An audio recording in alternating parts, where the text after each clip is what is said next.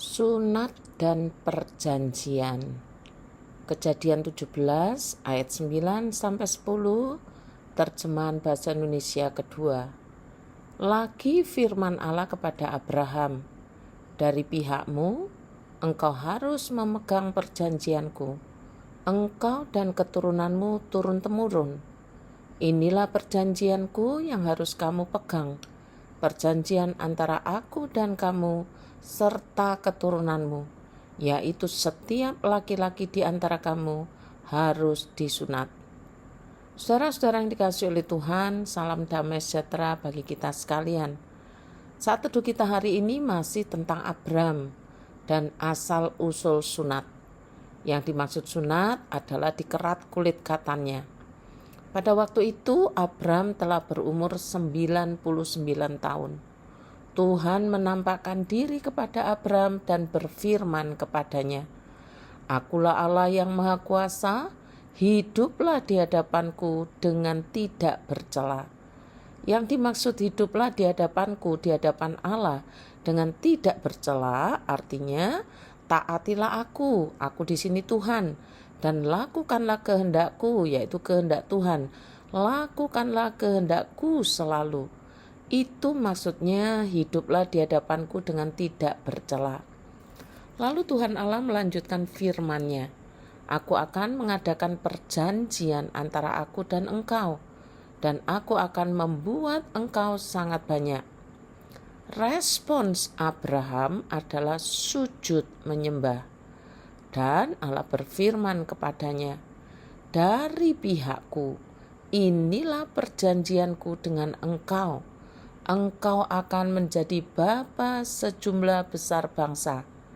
Karena itu namamu bukan lagi Abram, melainkan Abraham. Karena engkau telah kutetapkan menjadi bapa sejumlah besar bangsa. Aku akan membuat engkau beranak cucu sangat banyak. Engkau akan kubuat menjadi bangsa-bangsa, dan daripadamu akan berasal raja-raja." Lalu Tuhan Allah bersabda, "Aku akan mengadakan perjanjian antara aku dan engkau serta keturunanmu turun-temurun, menjadi perjanjian yang kekal, supaya aku menjadi Allahmu dan Allah keturunanmu.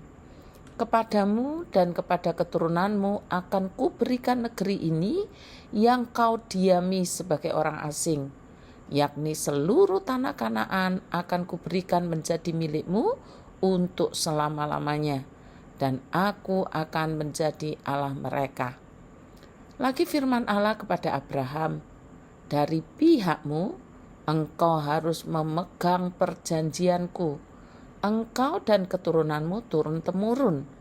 Inilah perjanjianku yang harus kamu pegang, perjanjian antara aku dan kamu serta keturunanmu, yaitu setiap laki-laki di antara kamu harus disunat, haruslah dikerat kulit katanmu, dan itulah akan menjadi tanda perjanjian antara aku dan kamu." Jika kita perhatikan dari ayat pertama sampai ayat 16, kita tidak menemukan sepatah kata pun dari Abram yang kemudian disebut Abraham. Semuanya adalah kata-kata Tuhan. Semuanya adalah firman Tuhan, Tuhan yang berfirman. Baru di ayat 17, Abraham berkata-kata dalam hatinya. Dan hanya ayat 18 saja, maksudnya Abraham, mengutarakan isi hatinya, mengingat usianya yang lanjut. Dan dia berpikir bahwa Ismail lah yang dimaksudkan. Tetapi Allah dengan tegas menyatakan bukan Ismail, melainkan Ishak yang akan dilahirkan oleh Sarah di masa tuanya. Dalam perjanjian dengan Abraham, Tuhan begitu proaktif dan Abraham hanya bersikap taat. Ungkapan dari pihakku, yaitu pihaknya Tuhan, dan pihakmu, maksudnya pihaknya Abraham, menegaskan perjanjian yang Tuhan buat dalam bentuk sunat yang harus dipenuhi Abraham adalah antar kedua belah pihak. Hal ini bukan perjanjian sepihak dan hanya perjanjian sesaat dengan Abraham, melainkan berlaku bagi semua keturunan laki-laki Abraham saja.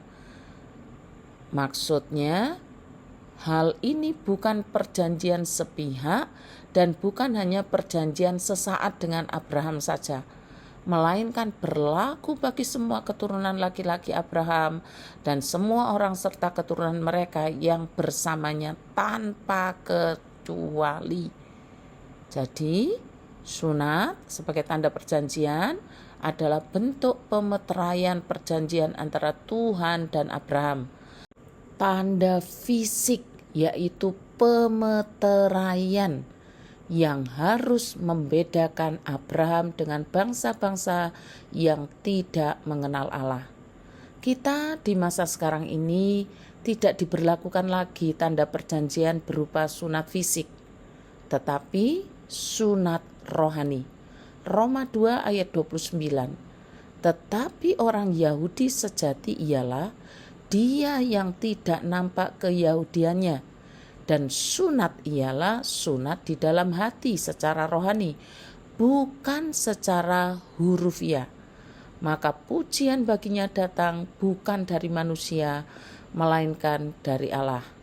Sekarang orang Kristen tidak hanya berfokus pada sunat secara lahiriah, melainkan secara rohani, mengalami pembaruan dalam Kristus dengan meninggalkan hidup lama dan hidup baru dalam perjanjian Tuhan, menggenapkan kehendak-Nya.